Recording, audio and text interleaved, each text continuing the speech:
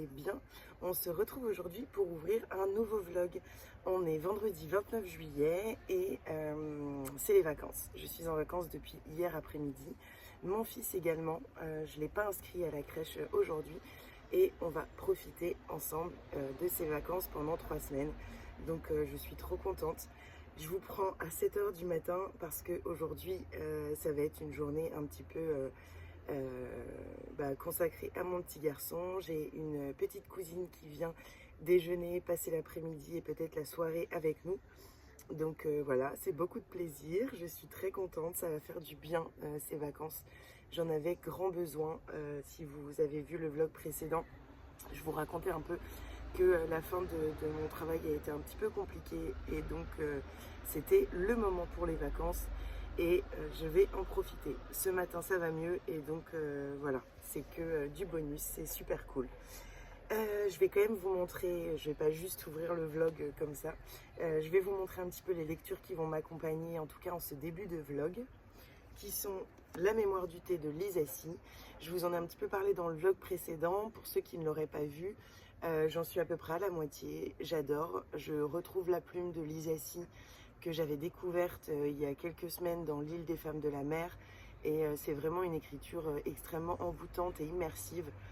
Les recherches documentaires que fait l'autrice pour écrire ses romans sont bluffantes. En fait, on est totalement immergé dans les us et coutumes du pays et des peuples dont elle nous parle. Et j'adore énormément. Je pense le terminer, enfin l'objectif c'est de le terminer d'ici dimanche pour qu'il rentre dans mes lectures de juillet.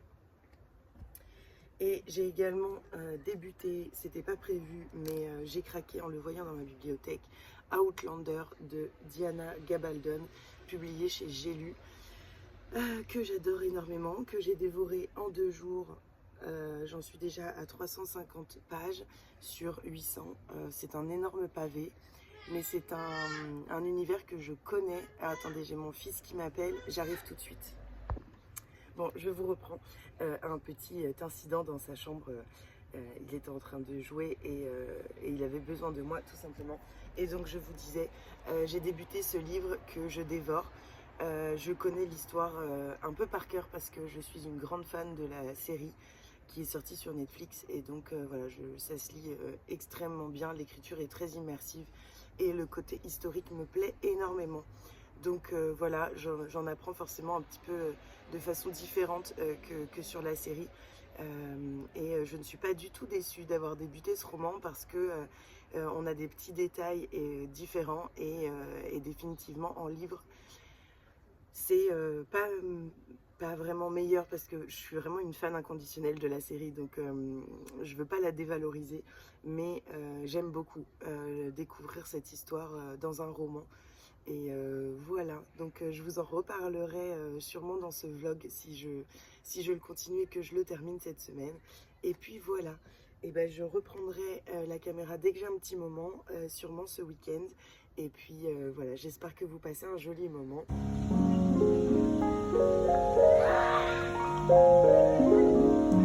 Recoucou tout le monde, je vous reprends, on est samedi après-midi.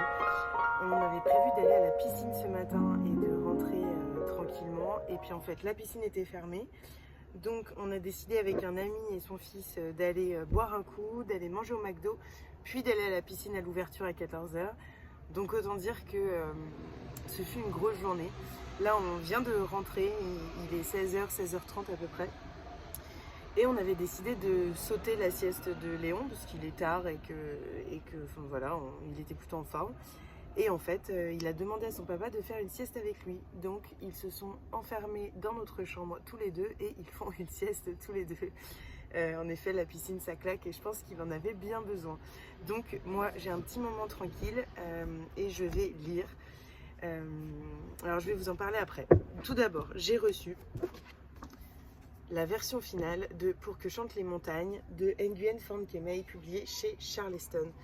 Il est absolument magnifique. La couleur est encore plus belle que l'épreuve non corrigée qu'on avait reçue, qui était déjà sublime. Il n'y a pas nos avis dedans parce qu'il s'agit d'un roman de la rentrée littéraire. Vous voyez, quand il y a les bandes blanches comme ça, c'est la rentrée littéraire. Et il y a un joli petit marque-page avec La vie de Julie, une saga familiale multigénérationnelle pleine de beauté, de tragédie et d'espoir. Et je suis entièrement d'accord. Je vous en ai déjà parlé beaucoup dans mes différents vlogs, donc je ne vais pas vous en reparler, mais j'en parlerai de toute façon dans une vidéo sur la rentrée littéraire que je pense tourner assez vite, et puis au fil des lectures que je vais pouvoir faire. J'espère que cette vidéo vous intéressera, et en tout cas n'hésitez pas à noter la date du 24 août parce que ce roman et Vivre sans bruit sortent à ce moment-là et ils sont absolument sublimes. C'est vraiment des chefs-d'œuvre de la littérature, donc n'hésitez surtout pas.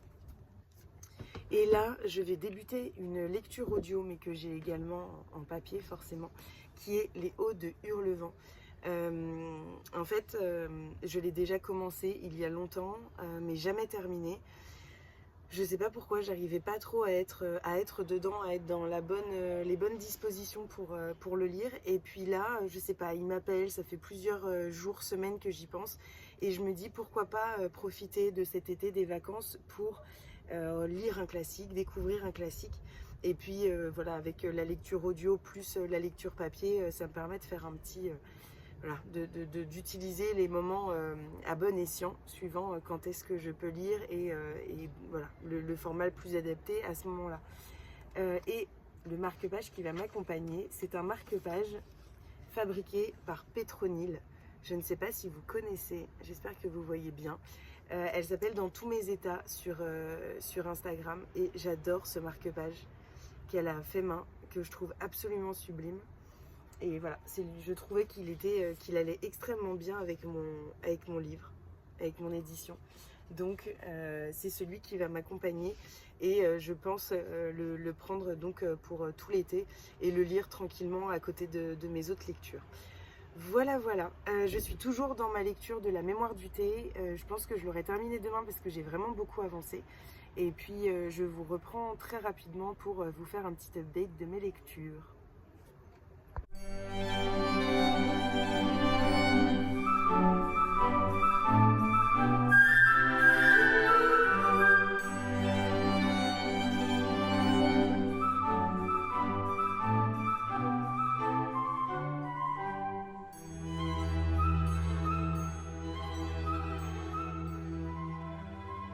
Dimanche après-midi et je vous prends parce que je viens de finir La mémoire du thé de Lisa Si, publiée aux éditions J'ai lu. Comme vous le savez, j'avais découvert L'île des femmes de la mer de la même autrice en juillet également, qui m'avait bluffée par son écriture très douce, très poétique et en même temps très brute, ce qui permet vraiment d'être immergé entièrement dans le roman, et par la précision historique qui est amenée ici.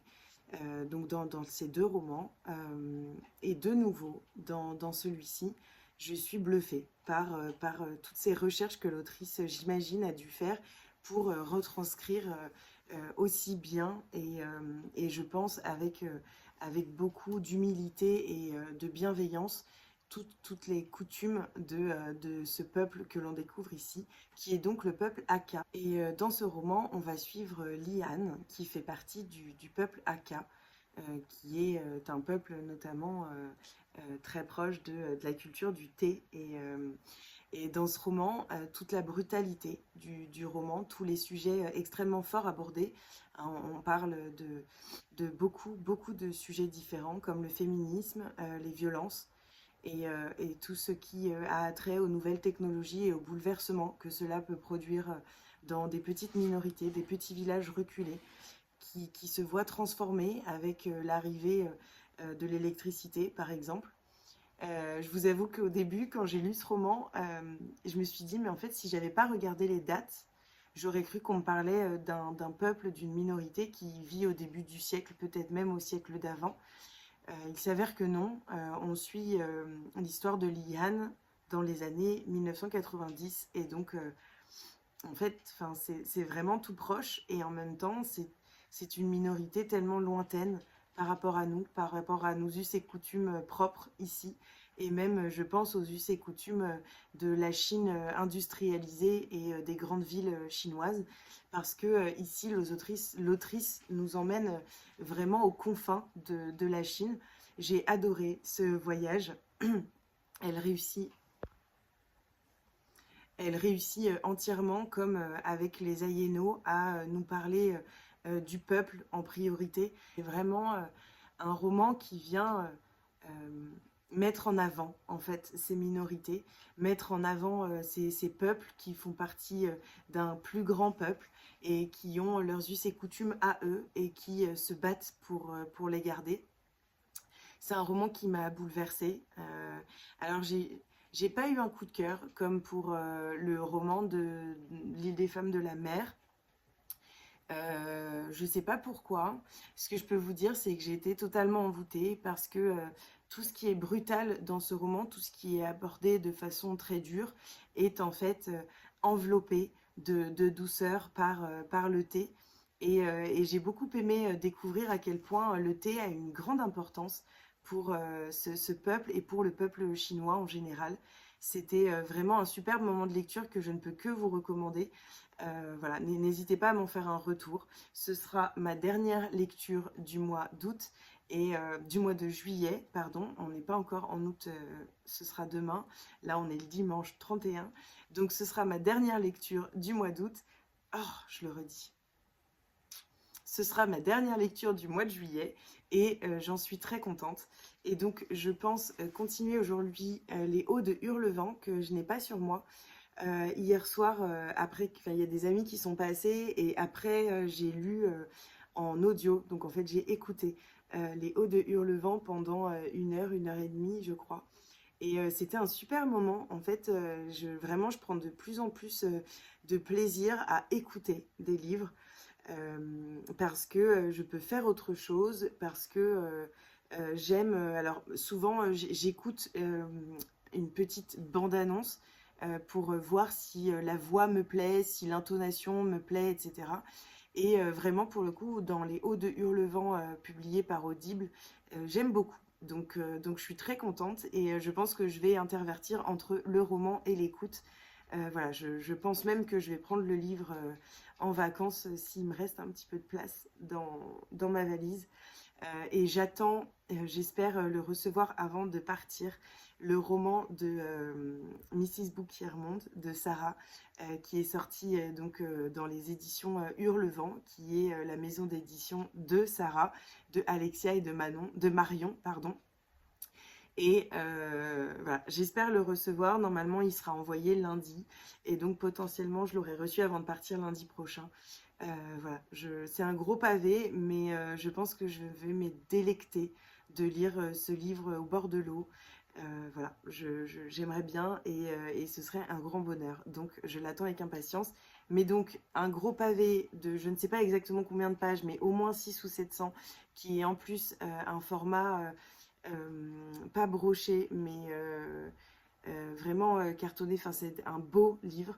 Bah, ça prend de la place et c'est très lourd. Donc, on va voir ce que ça va donner dans la valise. Et puis, voilà. On est lundi matin, le 1er août, et je vais débuter une nouvelle lecture. Je pars dans 1 heure chez ma grand-mère avec Léon en voiture. Donc on est en pleine préparation. Et là, tout est prêt. Il n'y a plus qu'à faire manger Léon et à partir.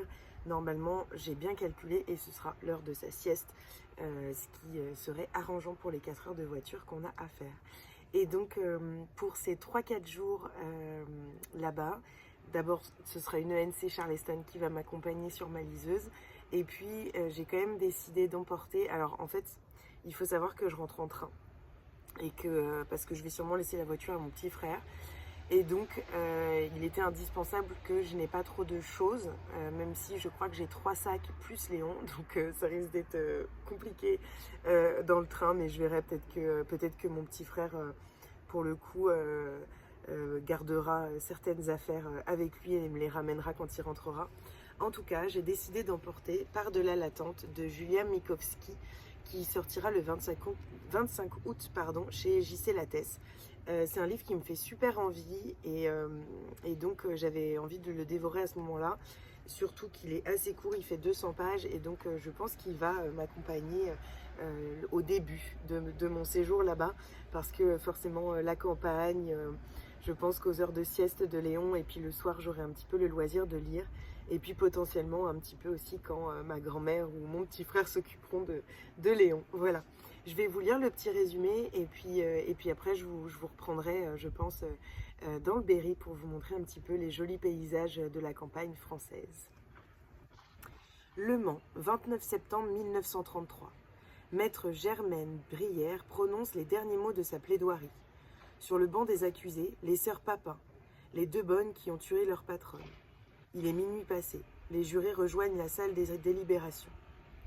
Dans le palais, désert, Germaine attend le verdict. Elle se remémore les combats de sa vie.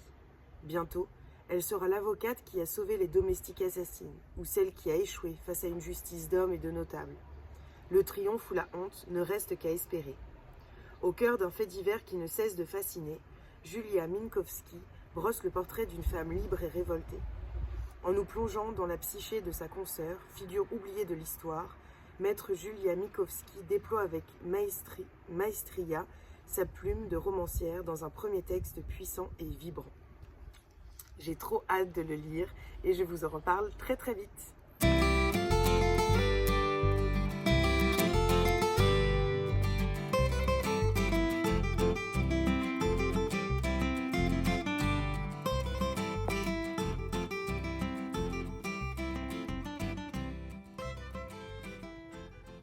Je suis à la moitié de Par-delà l'attente de Julia Minkowski, publié chez JC Lattès, qui sortira bientôt.